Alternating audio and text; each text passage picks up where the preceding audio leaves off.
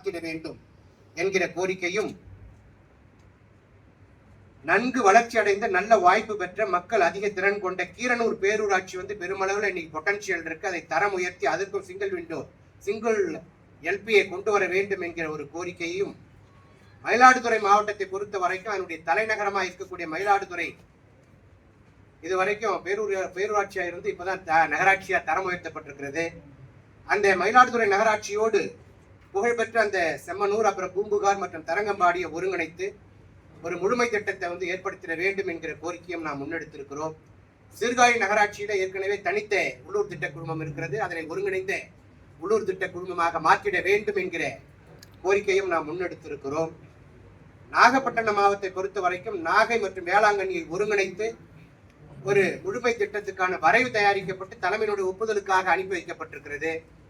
விரைவில் அதை ஒருங்கிணைந்த ஒரு முழுமை திட்டமாக நடைமுறைப்படுத்துவதற்கான முயற்சியை முன்னெடுக்க வேண்டும் என்கிற கோரிக்கையும், வேதாரண்யம் பொறுத்த வரைக்கும் ஒரு ரிமோட் ஏரியாவா இருக்கும்.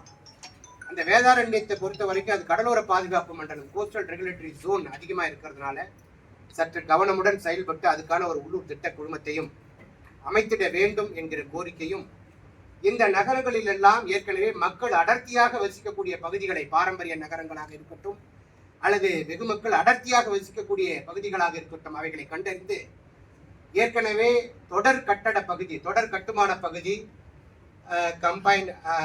கண்டினியூஸ் பில்டிங் ஏரியா சிபிஏ பாத்தீங்கன்னு சொன்னா தற்பொழுது 7 முதல் 9% வரை தான் மாநிலத்தில் இருக்குது. தமிழகத்தினுடைய நிலப்பரப்பளவு பொறுத்த வரைக்கும் 1,30,058 சதுர கிலோமீட்டர் தமிழகத்தினுடைய நிலப்பரப்பளவு. இதுல வெறும் 7 முதல் 9% தான் தொடர் கட்டுமான பகுதியா நகரங்கள்ல இருக்குது. நகரங்களை பொறுத்த வரைக்கும் கடந்த சட்டசபையில கூட பாத்தீங்கன்னா மாண்புமிகு வீட்டு வசதி மற்றும் நகர்ப்புற வளர்ச்சித்துறை அமைச்சர் அவர்கள் இதனை உயர்த்தி 19% வரைக்கும் கணக்கெடுக்கப்பட்டு அதெல்லாம் தொடர் கட்டுமான பகுதியா அறிவிப்பதற்கும், அதனை தொடர்ந்து 22% வரைக்கும் நகர்ப்புறங்கள்ல மக்கள் அடர்த்தியாக வசிக்கக்கூடிய பகுதிகளை கண்டறிந்து 2ஆம் கட்டமாக 22% அந்த தொடர் கட்டுமான பகுதிகளை கண்டினியூஸ் பில்டிங் ஏரியா சிபிஏ விரிவாக்கம் செய்யணும், எக்ஸ்டெண்ட் பண்ணணும் அப்படிங்கிற ஒரு விஷயத்தையும் அவங்க சட்டசபையில முன்மொழிந்திருக்கிறாங்க. விரைவில் அதற்கான பணிகளை நகர் ஊரமைப்பு இயக்குநரகமும் சென்னை பெருநகர வளர்ச்சி குழுமமும் செய்து கொண்டிருக்கிறது. அதற்காக பெய்ராவின் சார்பிலே அரசுக்கும் துறைக்கும் நம்முடைய பாராட்டுகளையும் வாழ்த்துக்களையும் தெரிவித்துக் கொள்கின்றோம். இந்த மண்டலத்தை பொறுத்த வரைக்கும் பாதுகாக்கப்பட்ட வேளாண் மண்டலம் என்பது நம் அனைவருக்கும் தெரியும்.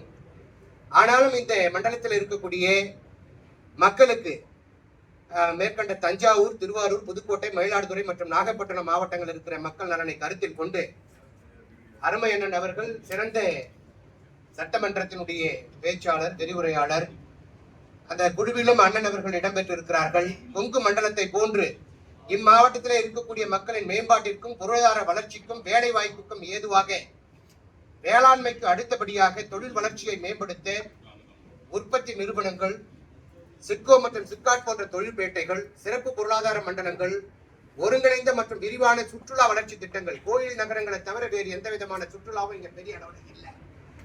அதனால காம்ப்ரிஹென்சிவ் அண்ட் இன்டகிரேட்டட் டூரிசம் டெவலப்மெண்ட்டை கொண்டு வரணும் அப்படிங்கிற ஒரு கோரிக்கையும், விமான நிலையம் ரொம்ப மஸ்ட். ஒரு பகுதி வளரணும்னு சொன்னா கம்பல்சரி விமான நிலையம் இருக்கணும். ஏன்னா சாலை போக்குவரத்து, வான்வழி போக்குவரத்து, கடல் வழி போக்குவரத்து, தரை வழி, இது ரொம்ப மிக மிக முக்கியம்.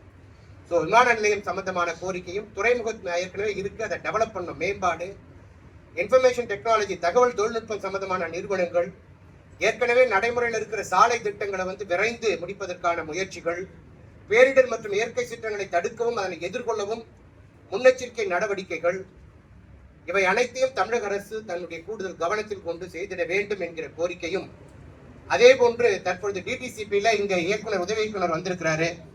சரியான ஆவணங்கள் ஒற்றை சாளர முறையில நீங்க விண்ணப்பிச்சீங்கன்னு சொன்னா அனுமதி கோரி குறைந்தபட்சம் 1 வார காலத்துக்குள்ளவும் அதிகபட்சம் 2 வார காலத்துக்குள்ளும் அவர் அனுமதி கொடுத்துறாரு.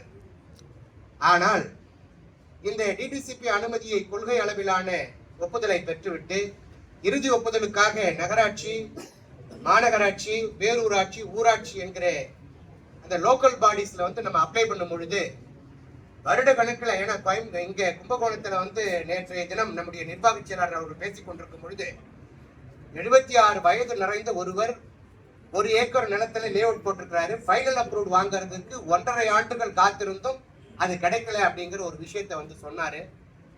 ஸோ அதனால கம்யூனிகேஷன் ப்ராப்ளத்தினால அரசுக்கு தான் அது அவப்பெயர் ஏற்படுது. அரசை பொறுத்த வரைக்கும் ரொம்ப துரிதமா விரைவா எல்லோருக்கும் அனுமதி கிடைக்கணுங்கிற நோக்கத்துல தான் இந்த வீட்டு வசதி மற்றும் நகர்ப்புற வளர்ச்சித்துறையை கட்டமைத்து ஒற்றை சாளர முறையை கொண்டு வந்து மிகச்சிறப்பான முறையிலே அனுமதி வழங்கி கொண்டிருக்கிறது. ஆனால் இந்த இறுதி ஒப்புதல் லோக்கல் பாடியில வந்து நேரம் காலம் வீண் விரயம் ஆகிறது. அதனை வந்து கவனத்தில் கொண்டு ஏற்கனவே நமக்கு தமிழ்நாடு ஒருங்கிணைந்த அபிவிருத்தி மற்றும் கட்டிட விதிகள்ல டீம்டு அப்ரூவ்னு ஒரு கிளாஸ் இருக்கு. ஆட்டோமேட்டிக் அப்ரூவல் நான் சொல்றேன். அதை நீங்க இறுதி ஒப்புதலை வந்து முறைய சம்பந்தப்பட்ட அவங்க ஒவ்வொரு யூனிவர்சிட்டியை கொடுத்துருக்காங்க. நீங்க இன்ஸ்பெக்ஷன் பண்ணிட்டு சர்டிபிகேட் ப்ரொடியூஸ் பண்ணா அதிகப்படியா உச்சபட்சமா 15 நாட்களுக்குள்ள இறுதி ஒப்புதல் சிங்கிள் விண்டோ சிஸ்டம் மூலமாகவே வழங்குவதற்கு வழிவகை செய்ய வேண்டும் அப்படிங்கிற ஒரு கோரிக்கையும் 20/10/2016 பிறகு சொத்து பரிமாற்ற சட்டத்தினுடைய அடிப்படையில டிரான்ஸ்பர் ஆஃப் ப்ராப்பர்ட்டி ஆக்ட் அந்த சொத்து பரிமாற்ற சட்டத்தின் கீழே நமக்கு அந்த உரிமையின் அடிப்படையில நிறைய பேர் சாலை மேல இருக்கிற சாலை பகுதியில முன்பகுதியில் இருக்கிற இடங்களை எல்லாம்